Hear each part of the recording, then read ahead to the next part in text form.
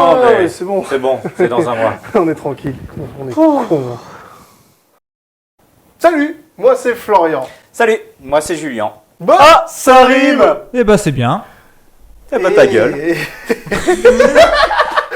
bienvenue dans Tes Montrons. Et aujourd'hui, on va parler du changement d'heure. Alors, est-ce que vous êtes à jour ou plutôt décalé? On va encore perdre des abonnés avec ça.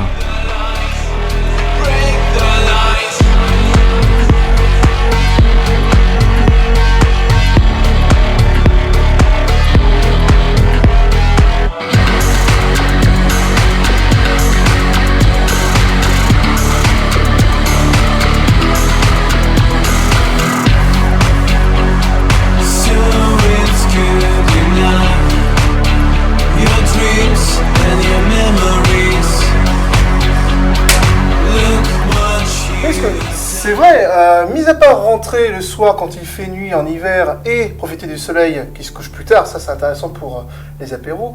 En été. En été. Mais t'inquiète pas, en hiver j'en prends aussi. À quoi ça sert?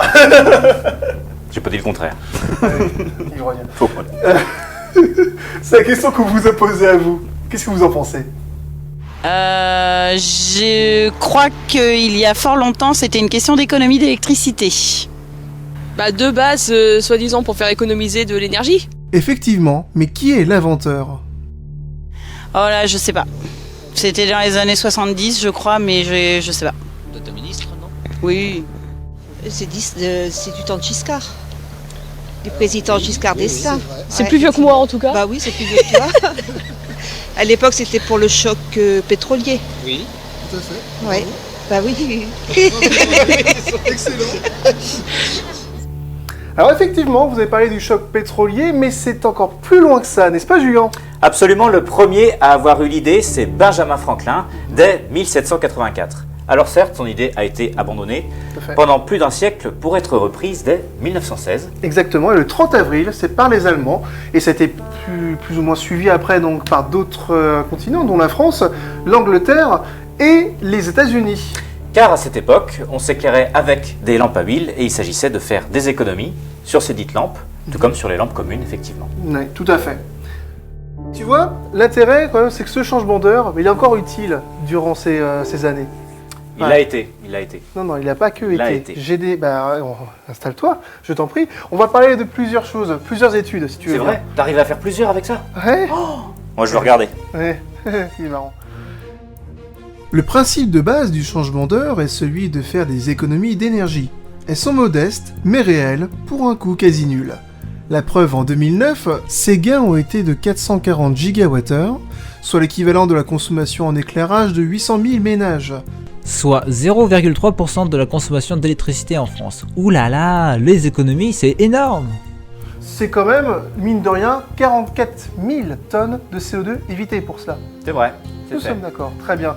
Et puis, tu vas me dire, ah oui, mais l'énergie, c'est pas que l'électricité. Alors, on va parler aussi, donc... J'espère que je parle pas comme ça. Regarde-toi. On va parler aussi du thermique. Hein. Mauvais. Oui. La France, c'est quand même l'un des pays où il y a les études les plus pointues, et on va en parler d'ailleurs dès maintenant. Et ça le fait rire. Et ça le fait rire. Eh bien oui, parlons d'autres énergies, car nous avons la chance en France, contrairement à ce que tu affirmes, d'avoir les études les plus pointues sur le sujet, et l'éclairage n'est pas la seule énergie en cause. Sur ces énergies thermiques donc, les premiers résultats laissent présager une économie de 210 gigawattheures, en plus donc des chiffres que j'évoquais concernant l'éclairage. Bah oui, et on en gagne. Là, ça y est, on a sauvé la planète. Hein. Bah, le problème est réglé. Ah bah c'est vrai, je sais pas pourquoi on en parle encore. Changement d'heure. Donc donc c'est bon, donc le changement d'heure, tu es d'accord? Bah non. Pas du tout, c'est pas possible. Alors, du coup, rééchangeons nos places, je t'en prie. Place aux vraies études, du moins aux des chiffres études françaises aux chiffres qui comptent. Justement, on va s'expatrier un peu parce que la France n'est peut-être pas très objective sur ce sujet. L'arrivée des ampoules à basse consommation a changé la donne depuis. Elles brûlent 4 à 5 fois moins d'énergie, avec une durée de vie 6 à 10 fois plus longue que leurs cousines incandescentes, interdites à la vente depuis 2013. Ah oui, ces fameuses ampoules hors de prix que l'on met 10 ans pour rentabiliser l'achat? Je dirais plutôt que ces chiffres sont à relativiser puisqu'ils ne prennent pas en compte l'ensemble des besoins énergétiques touchés par le passage à l'heure d'été, comme le chauffage, les déplacements ou la climatisation. Je reviens donc à mon étude aux États-Unis, dans l'État de l'Indiana, qui démontre que le changement d'heure, en été en particulier, implique au global une hausse de consommation de l'énergie de 1%. J'attends de voir effectivement la suite, vas-y.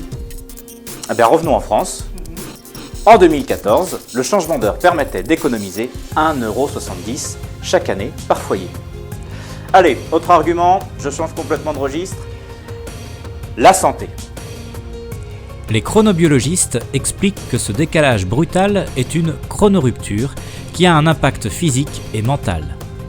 Et quasiment chaque année, une nouvelle étude démontre l'augmentation de stress, de fatigue, de troubles du sommeil, de la prise de somnifères et des troubles de l'alimentation observés pendant cette période. Par exemple, une étude suédoise a constaté une augmentation significative du risque de crise cardiaque et d'AVC dans la semaine suivant le changement d'heure, notamment lors du passage à l'heure d'été, tout comme de la fréquence des accidents du travail et de la circulation. Quand on voit de tels chiffres sur la santé, Comment je termine? Pour passer, parce que la transition d'après ça, c'est la minute subtile. Le dernier pour la route. Le changement d'heure? C'est un truc sympa ça. Hein. J'ai une histoire marrante à raconter à ce propos. J'ai entendu dire que l'année dernière, une faille spatio-temporelle s'était créée dans l'état du Massachusetts. 2 jumeaux sont nés là-bas. Le même jour, mais pas tout à fait à la même heure. Pas normal, crétin, ils naissent l'un après l'autre. Laisse-moi finir. Le premier est né à 2h58. Puis le suivant, à 2h03. C'est pas possible. Bah si, une faille spatio-temporelle, je te dis.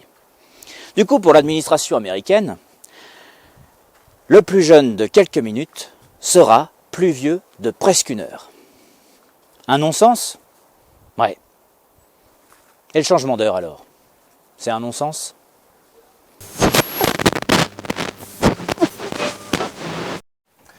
C'est la fin de cette 2e émission de Démontrons, on espère qu'elle vous a plu.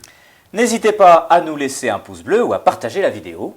Et puis tant qu'à faire, commentez, tous les commentaires seront lus, et abonnez-vous. Et puis n'oubliez pas, Prenez du recul, appréciez les faits, cherchez la vérité. forgez votre idée. Démontrez votre opinion. opinion.